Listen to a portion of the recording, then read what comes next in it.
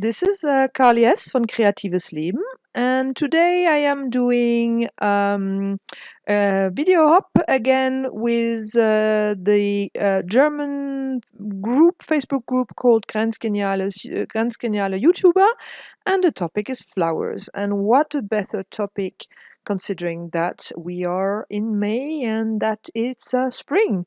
I love spring and I love flowers. I am just doing many flowers in my last videos. You might have seen some, and today I wanted to do lilies. And so I'm starting with collage again. I am taking old book pages and I'm taking Tim Holt's Ideology tissue mélange. And well, I've speed this up a little bit. As you can see, my page is already done, which is great. That's how it should be. So I'm covering all my page with it. And now I am taking my Amsterdam Pyrrole Red, dark Pyrrole Red, and I'm just putting all over my page and making sure that I'm not taking too much paint because it's quite opaque and I still want to keep some of the background. I mean, when you see the end result, probably you will ask yourself, why did she put something underneath? But I think you can still see my background. And I like the fact that there is some written words underneath. Um, so as you can imagine, the topic is flowers. So I have taken a vase and I have taken this beautiful flower. So this is what I'm going to paint. I'm not going to paint everything. I'm just going to paint this flower and I'm going to add a few additional ones. And I'm just taking my pencil and just sketching a little bit where my flower will come and where it would be positioned and what I want to draw, and just to fill out the page and have a little bit of a composition, because the bouquet was quite yeah, quite, quite big. So I'm not going to paint all the flowers. I'm just going to pick some. So this open one, and what I'm doing, I'm just taking my Amsterdam Titan White and just putting the paint down to make sure I know exactly where my flower is going to be. And on the left, you can see me putting on my craft mat some other paints and mixing them. Obviously, I'm mixing the yellow, I'm mixing the white, and the yellow is from Golden Hansa Yellow Medium and from Liquitex Sap Green Permanent, and later on I will be using also from Liquitex Alizarin Crimson Hue Permanent. So these are going to be my paints. I'm not using black. Um, I just thought it was a powerful paint per se, so I didn't need to add painting per se, so I didn't need to add any black. So I'm just playing around with my different colors, mixing them. And if you've looked at the, these flowers, you will see that it's a kind of mixture. It's a very light yellow, it's a light green, and because this is a painting, it doesn't need to be exactly as in real life. So it's not a picture, obviously, or a photograph. I'm simply making colors more extreme in one sense or the other.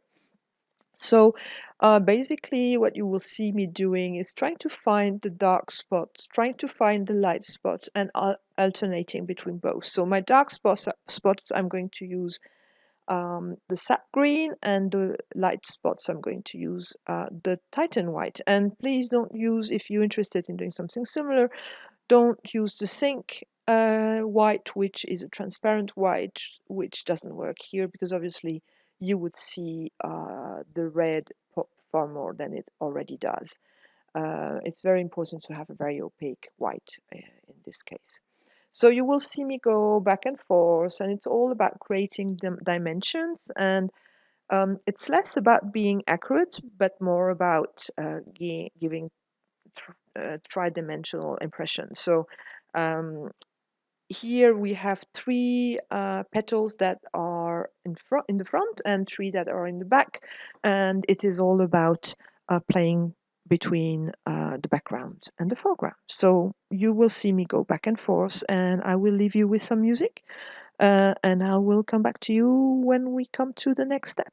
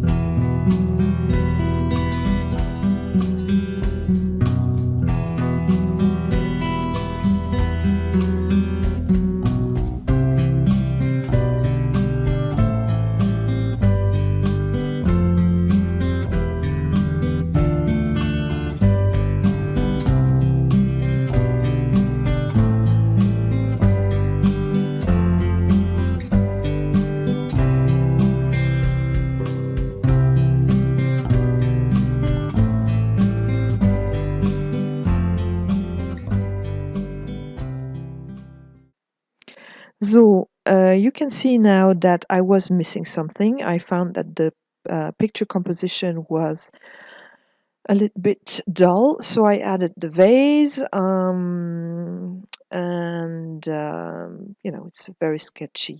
It's not very detailed. It's more about positioning it, and